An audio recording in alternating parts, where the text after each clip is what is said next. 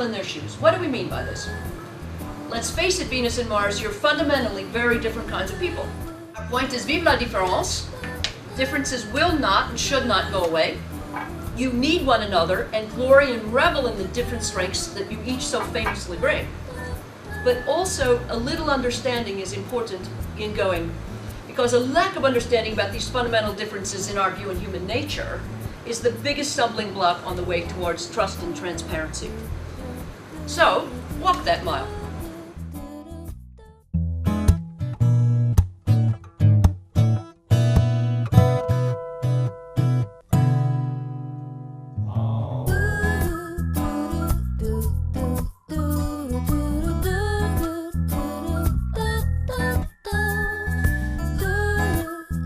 Branding yourself, in our view, is the single most important step you can take before establishing relationships.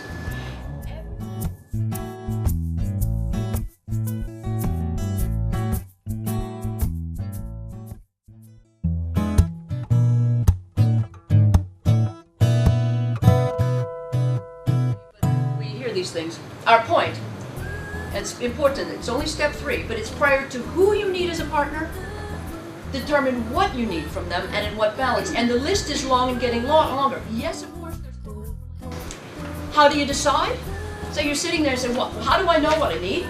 Well, sometimes it's obvious, but actually the easiest thing is just to go straight to your brand octagon and take these elements, match your vision and mission, which are basically your aspirations, to your positioning, your promises, and your offering, which is basically your capabilities, and make your business partnership plan. That's really what it's about.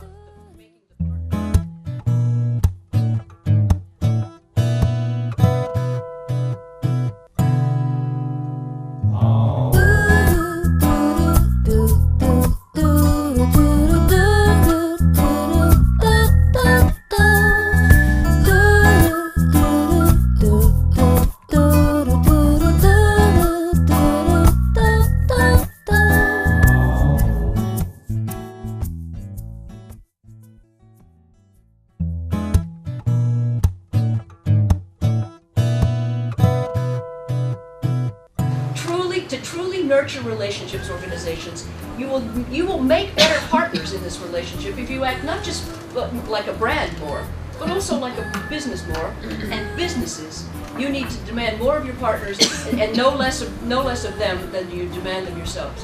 This may sound a bit tough, but we believe it's true.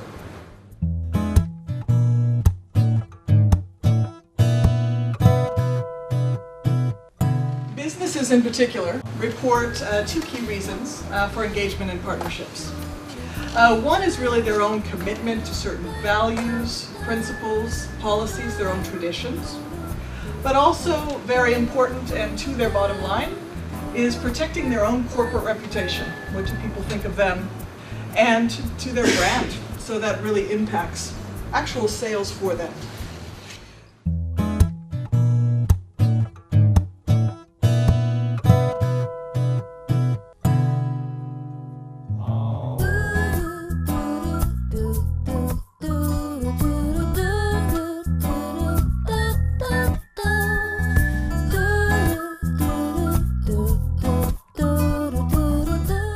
And this is really critical. We want really brands that fit together. They share common values, common mission, and have some synergies that other people would look at the partnership and say, yeah, that makes sense.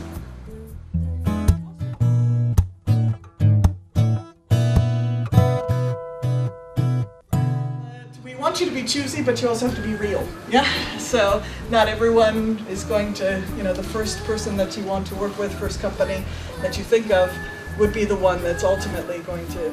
So what it really comes down to is keeping a bit of a broader open mind, because ultimately, if you have the right ingredients, you share a common mission or vision for the future, then the right partnership may be one that isn't the first one that you think about, actually.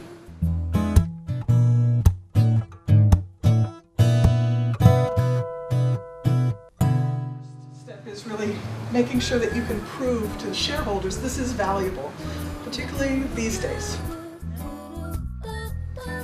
So we looked at some marketing and how people are spending in other areas. And what we're looking at all the time are lifts for their brands in brand awareness, raising profile, for example, getting more people to consider buying their brands, sales, and of course image differences, as we saw. So enhancing corporate reputation or enhancing a brand's image.